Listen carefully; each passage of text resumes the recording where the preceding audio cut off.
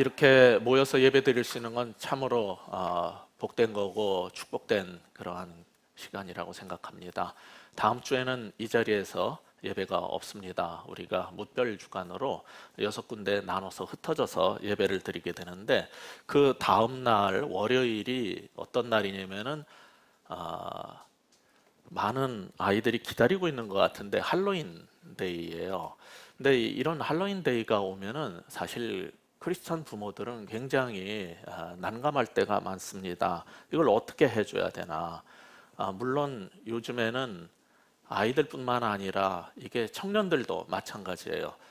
미국이나 이런 데서 할로윈 데이 할 때는 주로 애들 중심으로 하는데, 우리나라는 청년들의 파티 문화로 이게 발전이 됐더라고요.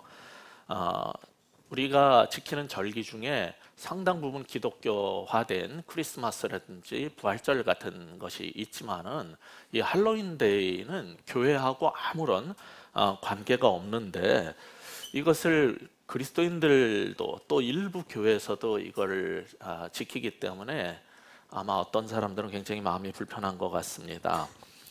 사실 이런 할로윈 행사는 미국에서 온 것처럼 생각을 하지만 미국 게 아닙니다. 아일랜드의 켈트족이 갖고 있었던 아주 토속적인 그러한 문화 중에 하나입니다. 그 사람들은 사람이 죽으면 그 영혼이 다른 사람의 몸속에 1년간 가 있다고 이렇게 믿었었습니다. 그런데 10월 31일이 그 가톨릭에서는 모든 성일의 대축제라는 절기인데, 그 전날 밤 죽은 영혼들이 일어나고 정령과 많은 영혼들이 다시 살아나고 마녀가 출동한다고 그들은 그렇게 생각을 하고 있었어요. 그러니까 이 여러 영혼들과 귀신들과 정령들이 나한테 안 들어오게 하려면은 어떻게 되냐면은 무서운 거를 해야 되는 거예요. 귀신이라든지 뭐 드라큘라라든지 좀비나 뭐 이런 무섭게 하면 까꿍하면은 뭐 못 들어오는 건지, 이런 생각을 갖고 있었기 때문에 이제 전부 다 이상한 가면을 쓰고 막 피 흘리는 무서운 분장을 하는 거죠. 근데 그게 미국에서 그거를 하는 사람들이 있다고 해가지고 미국 거면 다 좋은 건 줄 알고 이 장사꾼들이 수입을 해가지고 지키는 통에 너도 나도 심지어 크리스찬들까지 그거를 좀 지키게 된 것 같아요. 귀신 복장이나 뭐 무서운 거를 하고 이제 남의 집에 찾아가 가지고서는 문을 두드리거나 벨을 누른 다음에 미국에서는 하는 말이 있어요. 그게 뭐냐면 trick or treat, 그런 말을 해요. 그게 뭐 하는 거냐면은 treat, 대접을 안 하면은, 나한테 먹을 걸 안 주거나 대접을 안 하면 어떻게 한다? 트릭을 걸겠다, 마술을 걸겠다, 또는 장난을 치겠다, 그런 말입니다. 그래서 그 사람들은 미리 사탕이나 초콜릿 같은 것들을 준비해 놨다가 애들이 와가지고 트릭 오어 트릿 그러면은 이제 사탕을 줘서 보내는 거예요. 근데 이게 애들이 그걸 하면서 사탕을 얻어 먹는 재미가 있으니까 이거를 하는데, 지금 우리나라에서는 아주 심하게 귀신 복장이나 뭐 마귀 복장 같은 걸 갈수록 기괴하고 잔혹한 그런 것들을 하는 거예요. 사실 이거는 크리스찬이 도저히 할 수가 없는 일인 게, 성경적으로 말해서 죽은 영혼이 마지막 대심판 전에, 최후의 심판 전에 깨어나서 돌아다니고 남의 몸속에 들어가서 뭐 이런 것도 말이 안 되지만은, 또 그렇게 깨어난 귀신들이 안 들어오게 하려면 더 무서운 복장을 하면 된다는 이런 생각도 말도 안 되고, 애들한테 또 트릭 오어 트릿 하면서 사탕을 얻어먹게 하는 거는, 이게 사실 따지고 보면요, 그 협박해가지고선 삥 뜯는 거예요. 그러니까 너 안 주면은 내가 장난칠 거야, 마법 걸 거야, 이런 거랑 뭐가 달라요? 조그만 애들한테 벌써 이게 삥 뜯는 거를 가지고 게임을 만들어서 재미나게 놀게 만드는 이 문화 자체가 굉장히 비성경적인 거죠. 그런데 이거를 지금 하는 거예요. 그거보다 더 나쁜 거는, 어려서부터 귀신 복장이나 무슨 좀비 복장 같은 거를 그 뒤집어 쓰고서는 그 형태로 놀면서 귀신과 악령과 이런 것들하고 별 무섭거나 나쁘다는 생각 없이 친밀하게 지내게 만들어주는 거예요, 문화적으로. 이건 굉장히 악한 거거든요. 근데 이거를 지금은 청년들까지 파티 문화로 발전시켜서 어른들도 우리나라에서 하기 시작하는 거예요. 그러니까 이게 우리가 정말 할 일이 아닌데 왜 이런 거를 그냥 미국에서 하면 다 좋은 건지, 미국에서도 교회에서는 그거를 순화시키고 기독교적으로 어떻게 할 거냐가 고민인데 한국 교회는 관심도 없고 점점 이거는 엄청나게 퍼져 있지요. 근데 이런 얘기를 하면은 어떤 부모님들은 목사님 자꾸 그렇게 별나게 굴면 우리의 사회생활하고 친구들 사이에서 따당하고 안 좋아요. 그렇게 별나게 아무리 교회 다녀도 그렇지 너무 별나게 그러지 좀 마세요. 꼭 이런 말을 하는 사람들이 있어요. 근데 사실 우리가 지금 사도행전을 보고 있는데 이 사도행전이 어떤 얘기냐면 굉장히 별나게 구는 사람들 얘기예요. 예수를 믿어도 곱게 믿을 것이지 별나게 믿어가지고 멀쩡한 사람 막 회개하라 그러고 죄인이라 그러고 그리고 안전뱅이 일으켜 세워가지고서는 난리가 나게 만들고 그러다가 잡혀가서 구금당하고 재판을 하는데 누구 말이 옳은 거냐? 니네들 사람 말을 들어야 되냐? 내가 하나님 말을 들어야 되냐? 막 이러고 정말 이건 별난 사람들의 얘기예요. 아니 믿는 사람들은 세상 사람들이랑 똑같을 수가 없어요. 원래 예수 믿으면 별나져요.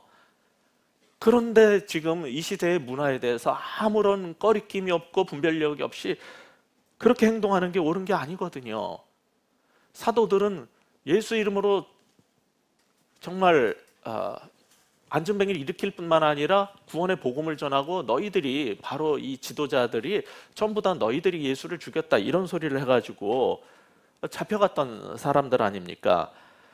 근데 이제 놓였어요. 23절에 보면은 어떻게 돼 있냐면 사도들이 노임에 이렇게 그들이 풀려난 다음 얘기를 이제 시작을 하는 겁니다. 그런데 놓이면은 뭐 오래 있지는 않았어요. 감옥에 잠깐 있었지만은 그래도 감옥에 있다가 나오면은 대개 어디로 가야 돼요? 누구든지 집에 가서 가족 보고 싶을 거예요. 간만에 라면도 좀 끓여 먹고 막 이렇게 하고 싶은 것도 하고 싶고. 그런데 이 사람들이 지금 어디로 갔어요? 교회로 직행을 했어요. 사도들이 노임에 그 동료에게 가서 제사장들과 장로들의 말을 다 알렸다는 거예요. 이상해요. 보통 사람 같으면은 그냥 집에 가는 게 정상인데 이게 별난 사람들이라서 훈련하자마자 가는 데가 교회예요. 함께 신앙생활하고 함께 성령 받고 함께 지냈던 그 믿음의 친구들이 있는 곳, 그곳이 교회죠. 그곳을 향해서 간 거예요. 뭐 그 당시에 교회라는 건 수천 명이 모일 수 있는 공간이라는 것은 없었고 집에서 가정교회 형태로 모였을 테니까 이 사도들이 자주 가던 그런 소그룹 모임처럼 가정교회가 있던 곳으로 갔겠죠. 그런데 그게 굉장히 중요해요. 여러분이 인생을 살다가 보면 가끔가다 황당한 일을 당할 때도 있고 어려움을 겪을 때도 있어요. 너무 고통스럽고 힘든 일이 있을 때 이 사도처럼 갈 곳이 있어야 돼요. 어떤 사람에게는 그 갈 곳이 있지만 어떤 사람에게는 정말 힘들고 억울한 일 당했을 때 어디 가서 같이 하소연하고 같이 기도하고 할 수 있는 데가 없는 사람들이 있어요. 정말 죽고 싶을 때 내가 돌아갈 수 있는 가정이 있다는 거, 그리고 함께 나를 위로해 줄 수 있는 가족이 있다는 게 얼마나 복된 일입니까? 마찬가지예요. 우리 그리스도인들도 아무리 예수 믿어도 세상 살다가 보면 힘든 일이 있고 억울할 때 있어요. 너무 원통할 때 있어요. 그때 갈 수 있는 곳이 있어야 되는 거예요. 그런데 생각해 보세요. 여러분 직장 생활하면서 친구들한테 밥 사주고 술 사준 거 지난 한 20년간 사준 것만 모아도 차 한 대 살 수 있는 정도로 쓰지 않았습니까? 근데 진짜 힘들 때 누가 나를 위로해 줍니까? 누구한테 내가 갈 수 있습니까? 우리 크리스찬들도 마찬가지예요. 남들 다 놀러 다닐 때 지금 단풍 구경 가면 얼마나 좋아요. 근데 여기 모여가지고 이렇게 주일 성수한다 그러고 11조 갖다 바치고 막 이렇게 했는데 그러면서 열심히 예배드리고 설교 시작하면은 주여 오늘은 일찍 끝나게 해주시옵소서, 그렇게 정말 힘들어도 참으면서 예배를 몇십 년을 드렸는데 결국 너무 힘들 때 되면은 갈 데가 없는 사람들, 누구 하나 나를 만나서 위로해 줄 사람이 없는 그런 식으로 신앙생활한 거, 이 모든 게 다 헛된 거 아니에요? 정말 힘들 때 나를 붙잡아주고 기도해 줄 사람도 없어, 위로해 줄 사람도 없어, 내가 만날 사람도 없어. 이렇게 사는 거는 잘못 사는 거예요. 근데 사도는 그렇게 살지 않았어요. 이 사도의 삶은 베드로와 요한은 정말 복된 삶을, 축복된 삶을 살았는데 그게 뭐냐면은 정말 환난과 위협 가운데서도 돌아갈 공동체가 있었다는 거죠. 그게 첫 번째 축복이에요. 오늘 우리는 이 본문을 통해서 세 가지 축복을 좀 살펴보려고 하는데 정말 이렇게 힘들 때 찾아갈 수 있는, 돌아갈 수 있는 가족 공동체가 있다는 게 제일 큰 축복이죠. 예. 교회가 근데 도대체 뭐냐고요. 이렇게 신앙생활 했는데 내가 교회를 몇 년을 다녔는데 힘들 때 날 위로해 줄 사람이 없어. 교회라는 데는 뭐 멋있는 올겐 소리 쫙 울리고 경건하게 폼잡고 또 강론을 듣다가 그냥 또 제 갈 길로 가버리면 내가 교회를 다닌다 이렇게 말할 수 있는 건지, 여태까지 그런 식으로 신앙생활했는데 내가 찾아갈 곳 없고 나를 위로해 줄 사람이 없다면 여러분은 뭔가 잘못된 신앙생활을 하고 있는 거죠. 교회가 뭔가를 우리는 다시 생각해 볼 필요가 있어요. 힘들 때 한 소리 또 하고 한 소리 또 하면서 넋두리를 해도 끝까지 들어주면서 그리고 손잡고 같이 울어주면서 기도해 줄 수 있는 그 형제 자매들이 교회거든요. 근데 교회라는 데는 다녔는데 그 형제 자매들이 내게 없다. 그건 여러분 신앙생활 잘못한 거고 교회를 잘못 다닌 거예요. 여러분은 건물을 다니고 종교 생활을 한 거지 교회가 뭔지를 모르는 거죠. 그러니까 여러분에게, 그리고 저도 마찬가지예요. 사실 제가 학교에서 일하면서 할 것도 많고 힘든데 뭐 여기 와가지고 왜 이러고 있는가, 뭐 어떤 사람이 볼 때는 뭐하러 저 사람은 여기 와서 저러고 있지 이렇게 생각하는 사람이 있을지 모르겠는데, 저도 목회를 하다가 이제 금년이 15년째 교수 생활을 하다가 보니까 발견한 게 있어요. 학생들을 아무리 가르쳐도 내가 힘들 때 같이 울어주고 같이 기도해 줄 수 있는 나의 공동체가 없다는 거. 그래서 정말 이 베이직 교회가 저한테 무슨 뭐 엄청난 뭐를 주고 뭐 이래서가 아니라 나에게도 함께 할 수 있는 공동체, 교회가 필요하고 그런 사람과 함께 있는 게 복이 아닌가. 그것 때문에 힘들어도 오늘 아침에도 또 학교 교회도 가야 되니까 거기 의무사항으로 교수한테는 거기 갔다가 또 다시 오고 그러면서 또 하는 거예요. 그러니까 이 모든 게 제가 여태까지 살면서 발견한 게 있어요. 내가 정말 힘들 때 돌아갈 수 있는 가족 공동체가 없다는 거, 교회가 없다는 것처럼 불행한 게 없다는 걸 전 깨달았거든요. 옛날에 목회할 때 그때하고 너무 다른 삶을, 교수로서 사는 거는 이건 강의만 하면 되는 거지 내 가족이 없는 거예요. 이게 뭔가. 근데 여러분도 혹시 그런 문제가 없는지 모르겠어요. 여기 와서 예배는 드리는데 내가 힘들 때 함께 할 수 있는 공동체가 없다는 거, 그것처럼 불행한 거는 없거든요. 사실 아까 말씀드린 것처럼 할로윈데이 그거 나빠, 그렇다고 나 혼자서 별나게 하면요 애들도 뭐라 그러고 주변에서도 뭐라 그래요. 이럴 때 어떻게 하면 좋습니까? 믿는 사람들끼리 모이는 거예요. 모여가지고 왜 귀신 분장하냐, 천사 분장해 줄게, 그리고 우리 애들 데리고 와가지고 우리끼리 트릭 오어 트릿 이런 거 하지 말고 Thank you or treat, thank you for treat, 뭐 나한테 대접해주면 난 감사해, 뭐 이런 식으로 하든지 뭔가를 우리식으로 기독교적으로 뭔가를 만들어가지고 같이 믿는 사람의 애들이랑 즐겁게 할로윈데이에 그렇게 지낼 수 있게 만들면 좋잖아요. 이런 건 혼자서 못해요. 이건 같은 뜻을 가진 사람이 모여야 되는 거예요. 그러니까 교회라는 데가 그런 의미에서 굉장히 중요하고, 그런 모일 수 있는 사람이, 함께 할 수 있는 사람이 있다는 것은 여러분 인생의 축복인 거예요. 그래서 베드로와 요한은 풀려나자마자 교회로 가가지고 동료들한테 예루살렘 최고회의 공회에서 정말 예수의 이름으로 가르치지도 전하지도 말라는 말까지 다 했을 거예요. 근데 이 말을 듣고 그들은 어떻게 반응했어요? 24절 같이 읽어볼까요? 그들이 듣고 한 마음으로 하나님께 소리를 높여 이르되 대주제여 천지와 바다와 그 가운데 만물을 지으신 이시오. 이 사람들은 그 말을 듣자 대책회의를 소집을 한다든지 조직적 저항운동을 기획하지 않았어요. 즉시 기도회를 시작했어요. 이게 다른 점이에요. 원래 그들을 이렇게 가뒀던 사람들도 다 대제사장들이고 종교인들이잖아요. 그들은 예수의 이름으로 무슨 일이 벌어지고 막 복음을 전하고 사람들이 모이고 그러니까는 모여서 대책회의를 열은 거예요. 법정을 열었어요. 그런데 똑같은 종교인이지만은 예수님을 만난 이 사람들은 방식이 다른 거예요. 이들은 모여서 기도회를 시작을 한 거죠. 그래서 한 마음으로 같이 기도를 하기 시작했어요. 이런 위협이 있는데 이럴 때 흔들리지 않고 한 마음으로 기도를 시작했다는 거, 이게 예수 믿은 사람이 다른 모습인 거죠. 자, 그런데 이때 기도할 때 이 성도들은 하나님을 뭐라고 불렀어요? 대주제요. 이 대주제라는 말은 헬라어로 데스포테스라는 단어인데 이게 주인님 또는 전권을 가지신 유일한 왕이시여, 이런 뜻이에요.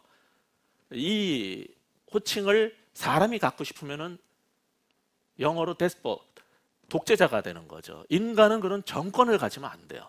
그것을 가진 유일한 분이 하나님이거든요. 하나님은 모든 권능을 다 가진 분이라고 불렀어요. 동시에 또 뭐라고 불렀냐면 기도를 할 때 그분을 창조주라고 불렀어요. 그러니까 세상에 수많은 종교의 신들이 있지만은 그 모든 신들과 달리 야훼 하나님, 우리가 기도하는 하나님은 창조의 하나님, 모든 것을 있게 하신 분이라는 거예요. 그런 분한테 우리는 기도를 한다는 거죠. 또한 그들은 하나님을 어떤 분이라고 부릅니까? 25절, 26절 같이 읽어보겠습니다. 또 주의 종 우리 조상 다윗의 입을 통하여 성령으로 말씀하시기를 어찌하여 열방이 분노하며 족속들이 허사를 경영하였는고 세상의 군왕들이 나서며 관리들이 함께 모여 주와 그의 그리스도를 대적한도다 하신 이로소이다. 여기 하나님이 어떤 분인가를 소개를 하는데 그분이 하신 일을 통해서 어떤 분인가를 또 가르치는 거예요. 그런데 이 사도행전에 보면은 굉장히 많은 메시아에 대한 예언이 나오는데 그걸 이상하게 수많은 예언 가운데서 굳이 다윗을 통해서만 다 가져와요. 사도행전 2장 30절에서 그래가지고 다윗을 왕이라고 부르지 않고 선지자라고 불렀던 거죠. 근데 지금 본문 25절에서 사도는 이제 다윗을 주의 종이라고 또 부르는 거예요. 그래놓고 27절에서 예수님을 기름 부음 받은 거룩한 종이라고 또 불러요. 그러면은 이건 무슨 얘기를 하고 싶은 거냐면 이 다윗의 후손인 예수가 하나님의 거룩한 종이라는 얘기를 연결시켜서 말하고 싶은 거예요. 그걸 입증하기 위해서 시편 2편을 가져왔어요. 그게 뭐냐면 원래 시편 2편은 우리가 지금 읽은 구절이 시편 2편 1, 2절인데 원래 시편 2편은 다윗의 후예를 왕으로 세웠더니 그 주변의 이방 민족들이 이스라엘의 저 다윗의 후손을 왕으로 세우면은 나라가 더 강성해지고 위험해질 것 같으니까 그것을 저항해가지고 그걸 폐위시키려고 모략을 했던 거예요. 그것을 이제 말하면서 그 기름 부은 자를 하나님께서 기름 부어 세우신 왕을 이방의 족속들이 와가지고 모함을 하고 모략을 내서 가지고 그걸 폐위시켜 버리려고 했는데 그게 무슨 의미가 있냐, 그 얘기를 하는 시편 2편이거든요. 이거를 가져와서 기름 부은 자 대신 그리스도라는 말을 거기다가 바꿔치는 거예요. 그래서 예수가 바로 그 왕이라는 거죠. 그런데 이방의 왕들 누구예요? 헤롯과 빌라도. 헤롯은 그 당시에 그 지역을 통치하고 있었던 작은 분봉왕 같은 거죠. 헤롯 안티바스의 아들이고, 그리고 빌라도는 로마의 총독이에요. 이 왕들이, 작은 왕들이 결탁을 해가지고 하나님께서 세우신 기름 부음 받은 왕 예수를 몰아내려고 하는데 이게 무슨 일이 있냐는 거예요. 여기에서는 인용을 안 했지만 시편 2편 1, 2절만 인용을 했지만 4절을 보시면, 시편 2편 4절을 보시면은 거기에 대해서 하나님께서 이거는 완전히 웃기는 일이다, 하나님이 웃으시리로다 라는 말이 나와요. 하나님이 비웃는단 말이에요. 그렇게 이방 왕들이 메시아를, 예수를 몰아내려고 죽이려고 했지만은 그거 다 허사라는 거예요. 무효화시켜 버렸다는 거예요. 그래서 하나님이 비웃을 것이다. 그래서 이거를 인용을 한 거예요. 여기에서 여러분이 보셔야 될 게 있어요.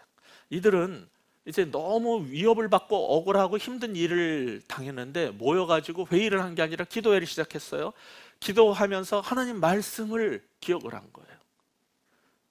그들이 그토록 읽었던 하나님 말씀이 무슨 뜻이고 시편 2편이 어떻게 다윗의 그 후손 왕에 대한 얘기가 메시아에 대한 예언으로 연결될 수 있는지를 보여준 거예요. 여러분이 기억하셔야 될 건 이거예요.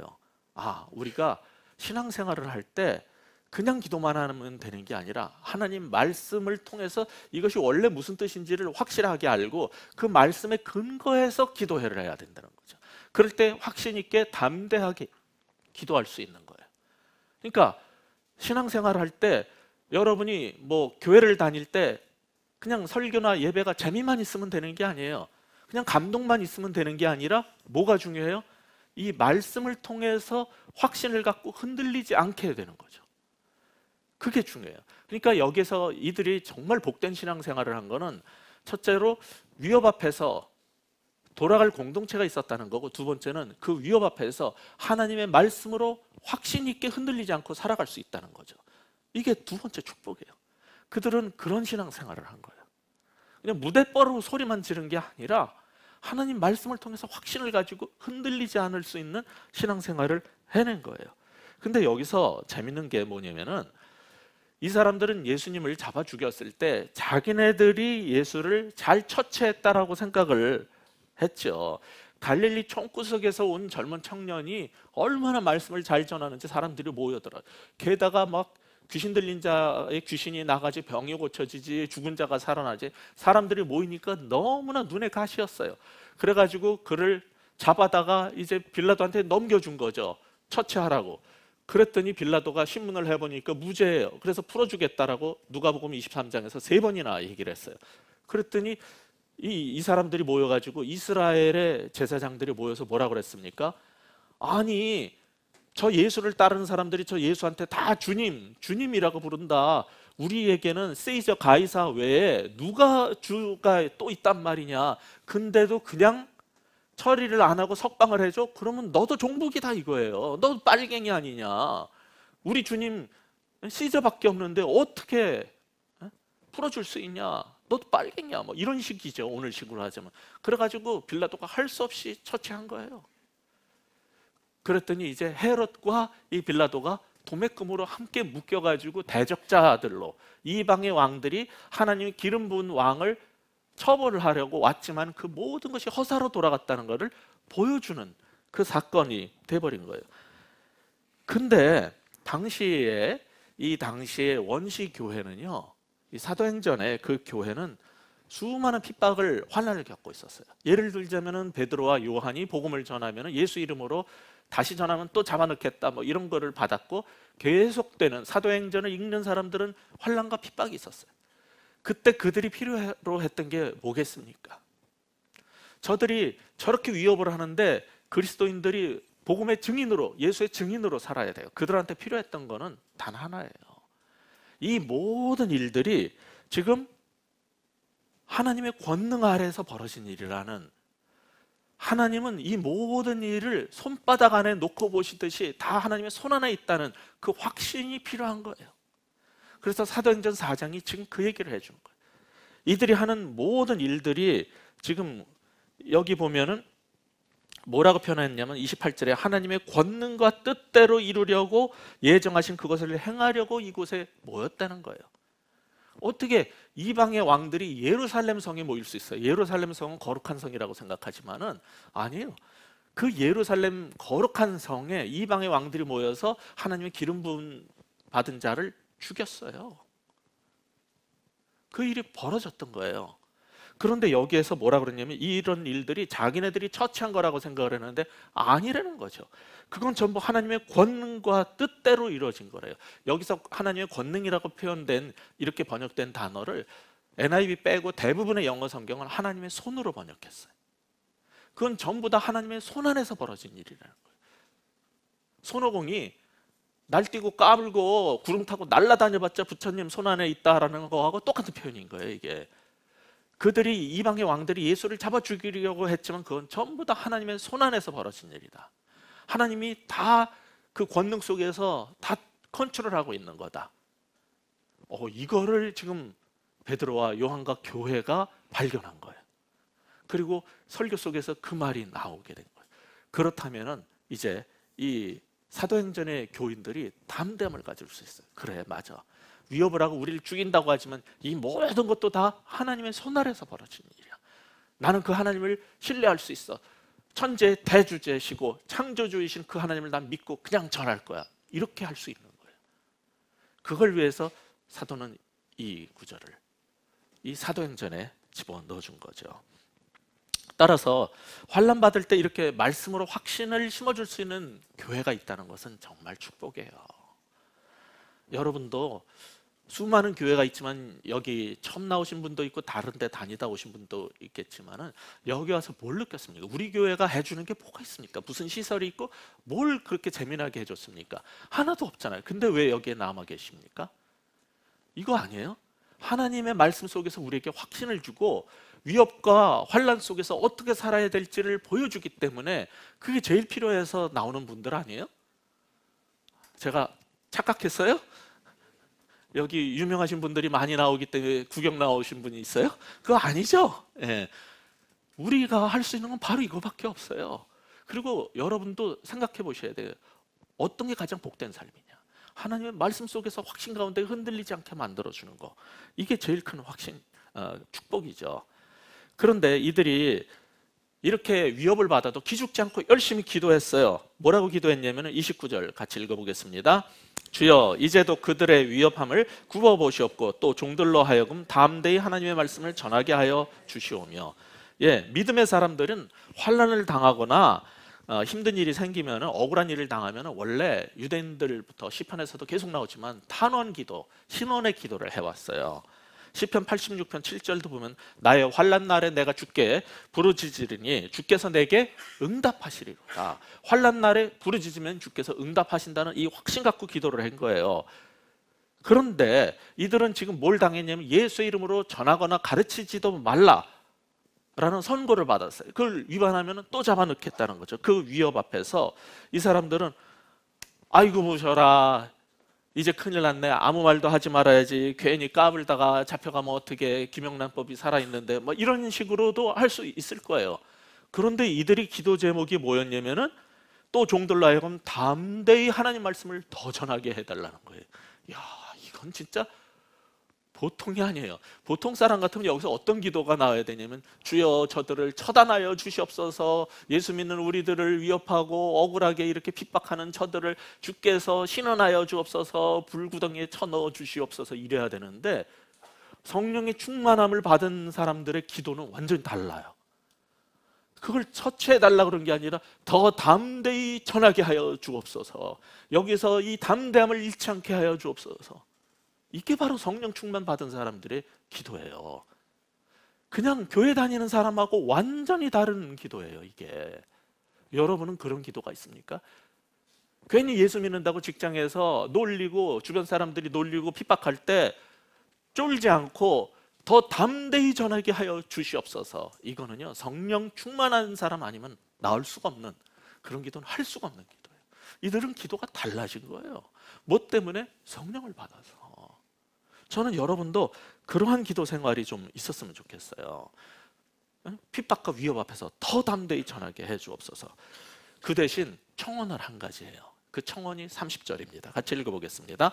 손을 내밀어 병을 낫게 하시옵고 표적과 기사가 거룩한 종 예수의 이름으로 이루어지게 하옵소서 하더라. 베드로와 요한 그리고 예수님의 증인들, 이 교회는요, 하나님의 그 권능의 손을 들어 그들을 처치해 주시옵소서가 아니라 그 권능의 손으로 죽은 자를 살리는 것처럼 정말 병든 자를 일으키시고 표적과 기사가 나타나게 해 주시옵소서라고 청원을 했어요. 난 담대히 전하겠습니다.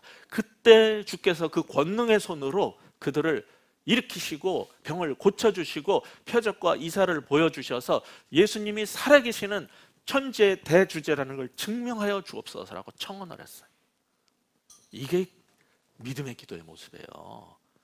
저는 솔직히 제가 복음을 전할 때 병든 자가 죽은 자가 일어나게 해 주시옵소서라고 기도한 적 별로 없는 것 같아요. 설교 전에 열심히 제대로 잘 전하게 해주시고 사람들이 변하게 해 주옵소서는 해도 제가 설교할 때마다 복음을 전할 때마다 병든 자가 일어나고 귀신 들린 자가 나가게 해 주옵소서. 이렇게 믿음으로 구한 적이 별로 없었던 것 같아요.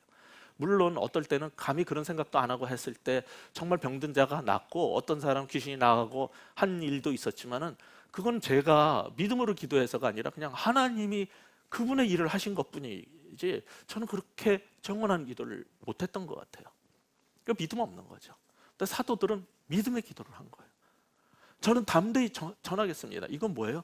죽으면 죽으리라 해요. 잡아 넣겠다? 예, 잡아 넣으세요. 나는 예수님 이름으로 전하다가 죽겠습니다. 그 대신 하나님, 내가 그렇게 죽기로 각오하고 복음 전할 때 표적과 기사를 보여주세요. 이게 필요해요. 특히 선교지에서 하나님을 모르고 정말 하나님이 존재하는지도 모르고 다른 신 믿는 사람들에게 복음을 전할 때는 표적과 기사가 굉장히 중요해요. 그러니까 선교사들, 오제 나가서 교회를 개척하는 사람들한테는 지금도 이 간구가 여전히 중요한 거죠. 이들은 그거를 간구했어요. 그랬더니 이런 기도는 하나님의 뜻에 딱 맞는 기도거든요. 이거는 완전 즉각적 응답이 나오게 돼 있어요. 이런 기도의 응답이 뭡니까? 31절 같이 읽어보겠습니다. 빌기를 다음에 모인 곳이 진동하더니 무리가 다 성령에 충만하여 담대히 하나님의 말씀을 전하니라. 예, 여기 기도를 마치자 그 기도 응답에 확신을 주기 위해서 함께 모여서 기도하던 곳이 진동을 했어요. 흔들렸어요. 이건 뭘 말합니까?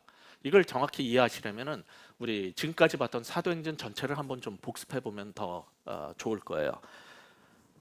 처음에 전 세계에 흩어져 살던 사람들 가운데 히브리 말을 제외한 12부족의 언어로, 12언어로 말하는 종족에서 온 사람들이 모였을 때 그들이 기도할 때 그 위에 하나님이 불의 혀처럼 상징적으로 불로 임재를 하셨어요.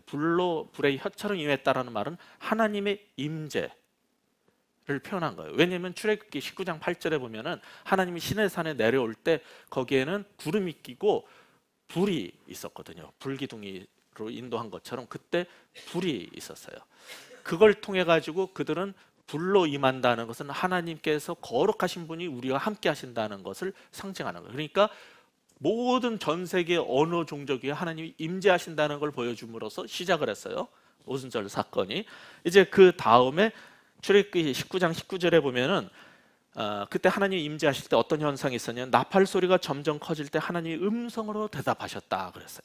그러니까 성령이 이제 불로 임했죠. 그래서 임재가 됐어요. 그 다음에 나타난 현상이 뭐였냐면 그들이 입을 열어서 알아들을 수 있는 말로 하나님의 큰 일들을 다 말하기 시작했어요. 하나님이 소리로 음성으로 말한 것처럼 그들이 입을 열어서 성령이 말을 하게 했어요. 하나님의 큰 일을 말하게 했어요. 이게 두 번째 증거였어요.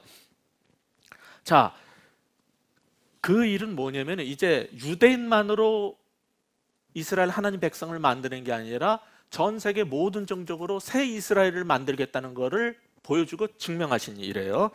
그 다음에 그들이 성령이 충만해 가지고서는 이제 어떤 일을 벌였냐면은 기도하러 성전에 가다가 우리가 본 것처럼 성전 미문 옆에 있는 안진뱅이, 태어나면서부터 안진뱅이였던 사람을 보고선 예수의 이름으로 일으켜 세웠어요. 근데 이 성전이라는 게 당시에 옛날부터 어떤 생각을 갖고 있었냐면 유대인들 외에 이방인들은 전부 그 생각을 갖고 있었는데 메소포타미아의 그 종교의 이 영향을 다 받거든요. 이 지역이 고대 근동 지역이. 근데 거기에서 신전이라는 거 뭐냐면 하늘과 땅을 연결시켜주고 하늘로 올라가는 문이에요. 요즘에도 영화에 그런 거 많이 나오잖아요. 신전이 왜 중요하냐면은 그게 하늘로 들어가는 문으로 생각을 했던 거예요. 근데 그 성전의 아름다운 문 앞에 평생 그 죽음의 죄의 노예로 불구로 살던 사람이 거기에서 문 앞에서 못 들어가고 있었던 거예요. 근데 이 사람을 일으켜 세워버렸어요. 그래가지고 이 사람이 성전 안으로 뛰어들어가 버렸어요. 이 일은 이제 옛날에 그런 성전처럼 고립되고 갇힌 게 아니라 열려있는 누구나 들어갈 수 있는 새로운 성전이 시작됐다는 얘기예요. 옛 성전은 근데 그 메소포타미아 문화에서는 사람들이 그런 신전을 지을 때 어떻게 지었냐면 높이 지었어요. 중세 가톨릭 교회도 고대 양식으로 높이 짓죠. 그것처럼 메소포타미아에서도 그걸 높이 높이 져가지고 하나님이 계신 곳까지 올라가려고 했어요. 그게 뭐예요? 바벨탑이에요. 하나님이 그것을 깨버린 거예요. 언어를 흩트고 바벨탑을 깨버린 거예요. 그래서 더 이상 사람들이 지은 그 신전을 통해 가지고서는 죄인들이 그냥 하나님께로 하늘로 못 올라가게 하나님께서 막아버리신 거예요. 근데 유대인들이 무슨 현상이 있었냐면 이스라엘의 예루살렘 중에서 제일 높은 데다 성전을 거대하게 지었어요. 그리고 이 사람들은 자기네들은 성전을 가진 사람들이고 성전에 들어가기 때문에 지성소를 통해서 하나님께로 하늘로 올라갈 수 있다고 믿었던 사람들이에요. 근데 하나님이 그걸 깨버린 거예요. 바벨탑을 깨버리시듯이 그걸 무효화시켰듯이 그들의 신전을 무효화시켰듯이 예루살렘의 제일 높은 곳에 있었던 성전을 무효화시켜버린 거예요. 그리고 누가 들어갈 수 있게 했냐면 예수의 이름을 부르는 자는 누구든지 들어가게 만들어버렸어요. 근데 아무리 성전 생활을 해도 예수의 이름을 부르지 않는 자는 아무도 못 들어가 이제. 그래서 예수님은 어떤 존재가 되냐면 성전의 건축자들이 버린 돌인데 그 버린 돌이 돌멩이가 아니라 예수님인데 그 예수님을 모퉁이 돌로 해가지고 그 예수의 이름을 부른 사람이 전부 모여서 새로운 성전이 만들어지는 거예요. 그게 이제 사도행전이 말하고자 하는 교회의 모습인 거죠.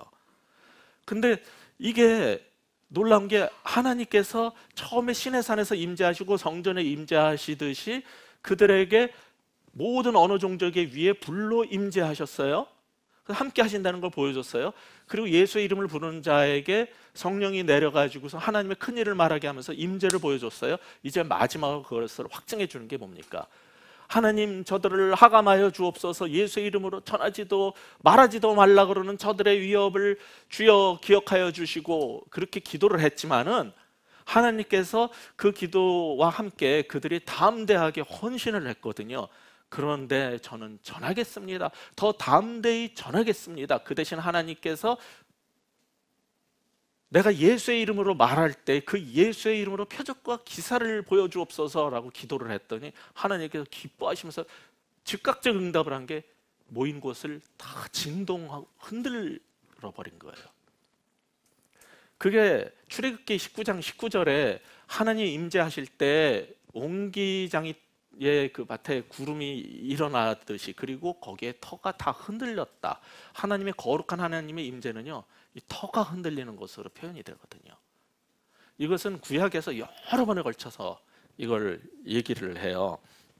근데 이사야 6장 4절에서도 이같이, 그러니까 거기서 이사야 6장 4절에서는 스랍과 천군 천사들이 하나님을 찬양할 때 무슨 일이 벌어진다고 그랬냐면 이같이 화답하는 자의 소리로 말미암아 문지방에 터가 요동하며, 터가 요동하는 게 나와요. 그러니까 이게 다 계속된 거예요. 출애굽기 19장이나 이사야서나. 근데 그게 어디로 연결됐냐면 지금 사도행전 4장에서 하나님 함께하여 주옵소서, 힘을 주옵소서 했더니 터를 흔들어 버린 거예요. 그게 뭐냐면 항상 하나님의 임재 상징이거든요. 이렇게 함으로써 지금 하나님 뭘 해준 겁니까? 마태복음 28장에 마지막 그 대사명 명령이 있었죠.